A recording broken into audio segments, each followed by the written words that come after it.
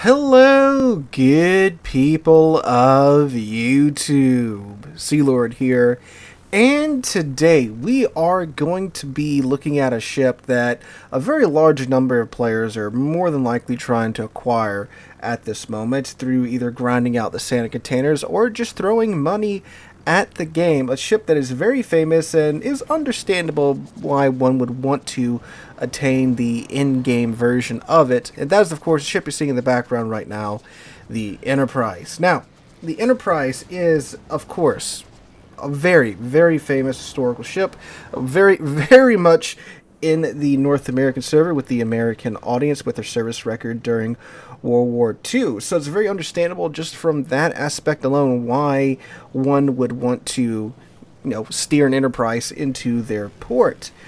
But is it even worth it today?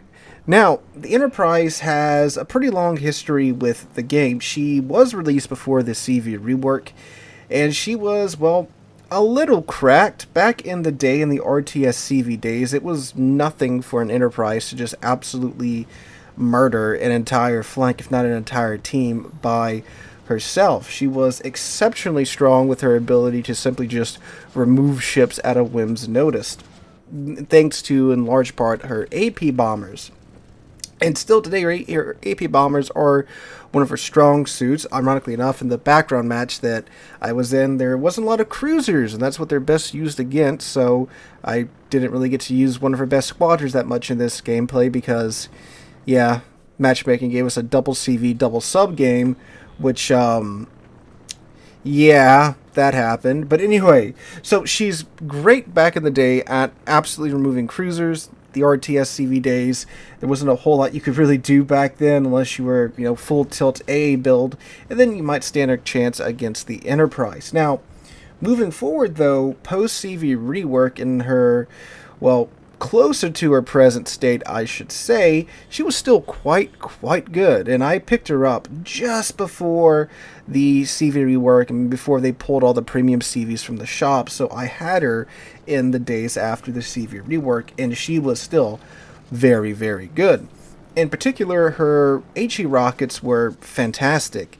As you'll see when I'm using them in the background footage, the reticle is still quite small, and that was great for just murdering DDs out of existence, because in the post-CV rework days there was no firing delay between you clicking the attack button and your AP rockets firing. They just fired, and with a reticle as small as Enterprise is, with how many rockets she has in one attack, which she still has that number today. Just double check here for you before I tell you wrong. So yeah, you got 3 planes per attack, and then for the rockets you have 6 rockets per plane. So yeah, you're throwing 18 rockets in that small reticle. Yeah. You're going to hit what you're aiming at, and it's going to do a lot of damage. You could easily wipe off like 3/4 of a DD's HP with one run with these rockets. These rockets are doing 1900 damage. That's their maximum damage per rocket. So again, with 18 of them, that's, the better part of a tier 8 DD's HP that you're doing in just alpha damage. And of course, breaking modules and starting fires on top of that as well. So yeah, you could just murder DD's with these rockets, remove them in one run. And you had 3 attack flights, right? So that was terrifying, and of course light cruisers didn't like that either. And then even when it comes to dealing with battleships back in the day, and even still today, you have an 8% fire chance per rocket with, again, 18 rockets. So yeah, you're starting fires, you're doing nice HE alpha, and it's super easy to do. Even me, I'm a terrible CV player. I was able to get this thing to, easily north of 200,000 damage with old Enterprise after the CV rework. And of course the dive bombers, which are a big strong point on her, especially back in the day, the reticle was small, the bomb dispersion pattern was a lot more consistent than it was today, so you could just remove cruisers from existence, and even battleships with weaker deck armor, or I should say uncluttered decks. We'll get to that here in a moment. Her torpedoes were okay, and they still are okay. The torpedoes haven't really changed that much. They're slightly worse Lexington torps, but it's still a source of good, consistent damage, especially if you can, get the torpedoes to hit reliably, which they don't have any type of wonky pattern or anything. They're just slow. So you gotta get used to, leading the targets appropriately. The CVs that I play most of the time are German CVs, so I'm used to quicker torpedoes. So usually it takes me a couple of runs or a couple of games to get used to the American torpedoes. But yeah, good consistent damage. Now, this all sounds great, and it was, and she was incredibly powerful, but like things go with wargaming, things changed. A whole lot of global changes and some direct nerfs too hit the Enterprise, like I was talking about with the firing delay. Now you have the 4-second firing delay with the HE rockets. So while you still have a small reticle and you're still throwing a whole lot of rockets in that reticle, 4 seconds, that's a lot of time when it comes to, like DD's maneuvering, right? And like, yes, if you can get the prediction right and you do hit the rockets on the DD, it is still going to hurt, but then the smaller reticle's kind of biting you there because you have to be very precise with your guesstimations. And if your guesstimations are off just a little bit with that smaller reticle, obviously, you're going to dump most of your rockets in one area versus like a larger reticle. Like, I know this is a bit of an extreme example, like the FDR and the bagillion rockets that thing releases at one time. You can spread it out over a large area, and then there you go. And I know, like, yeah, you can, just not let the reticle build up fully and then let the DD sail into it, but yeah, that kind of defeats the purpose of having the small reticle, right? But yeah, you can get it to work still, but it's not as easy as it used to be. And against battleships and such, they're very useful today for starting fires on a fairly consistent basis. So those got the greatness taken away from them, but they're, of course, still definitely good by today's standards. Now, the AP bombs, on the other hand, a lot of changes happened here. Her reticle got increased. The drop pattern of the bombs got messed with I don't know how many times. And a lot of these were global changes where they were balancing not just the Enterprise, but CVs as a whole. And quite a few CVs got caught up in this and ruined by it, like the Graf Zeppelin, because the Graf Zeppelin, you're dropping 2 massive bombs, and when they mess with the reticle to where the bombs fall more towards the outside of the reticle than towards the inside of the reticle, you're missing most of your AP bombs with Graf Zeppelin. Now, with the Enterprise, yeah, you're still getting a couple of hits, and you're still getting Citadels, but keep in mind, back in the day, you used to be able to get all these bombs to Citadel, or if not all of them, most of them. And you've got 3 planes in an attacking flight. You got 2 bombs per plane that do maximum 4,900 damage to like 5,000 damage. So, you're dropping 6 bombs on a cruiser. Again, by Tier 8 standards, 30,000 damage, right? Like, that's most cruisers' HP at Tier 8, particularly like light cruisers, of course, too. And you used to be able to get like 4 out of 6 of these things to hit pretty consistently, and sometimes 6 out of 6. But again, with the reticle changes and some of the other tweaks to the bombs and the nerfing of the alpha of the bombs, because they nerfed the AP bomb alpha too not that long, well, I think it was like a year or so ago. So now they're just doing less damage, and yeah, obviously still getting a couple of Citadels on a cruiser with these bombs is pretty nice, but it's not what it once was.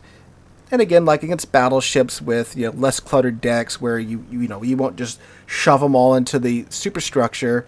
Yeah, you'll still get Citadels, like with like the Bismarck wrecks. The Bismarck and the Tirpitz's decks are big, so you can get most of the bombs on the deck, and they'll find their way to the Citadel. Which is a reason why I didn't really use the AP bombs too much, because there was, I think, 1 cruiser in the enemy team, and the battleships that was present.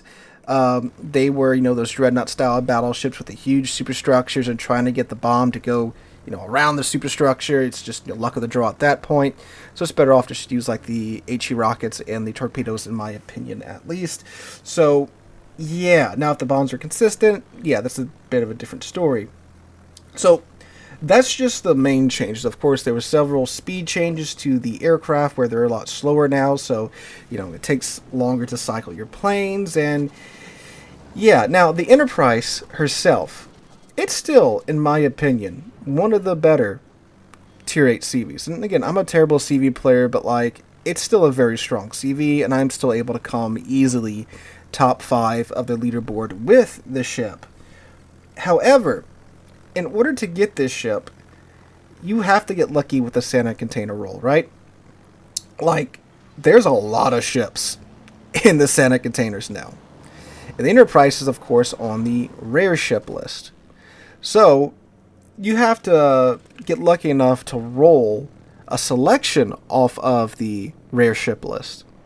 And then you gotta get through all the other rare ships before you get to Enterprise. Again, unless you get lucky.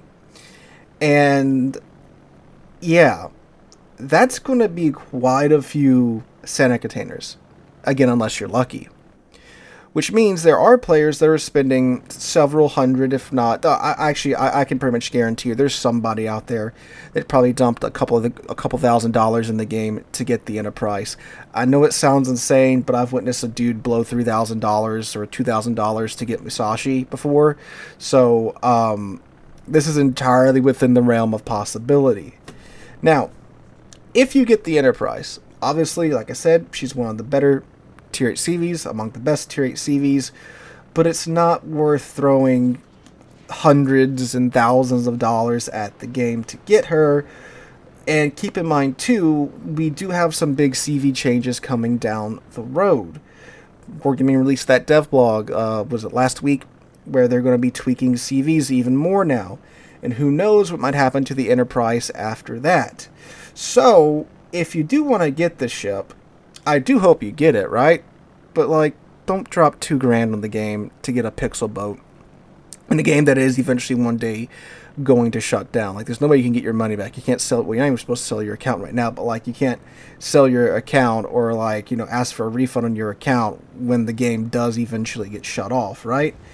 The ship is not worth that much, and no ship in this game is worth that much, right?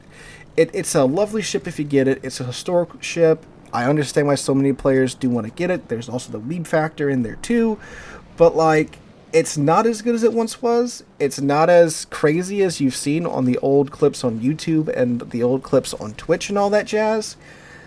So, there's no need to just dump your holiday money in the game to get the ship. So, that's my 2 cents on the Enterprise. I thought you guys would like to take a look at. And if you are trying to get her, hopefully this video will help you, well, make that determination if you really want to commit to get her one way or another. At the end of the day, your money is your money. I'm just giving you my advice here on the channel. Hope you guys enjoyed. Have a wonderful Friday. I will be live streaming right here tonight on YouTube and Twitch. We'll probably start a little bit earlier to see if that alleviates some of my internet problems. So probably like 2-ish Central Time in the afternoon if you want to come out for that. Hope you guys have a great Friday. Have a great Christmas weekend. Hope to catch you guys in the next one.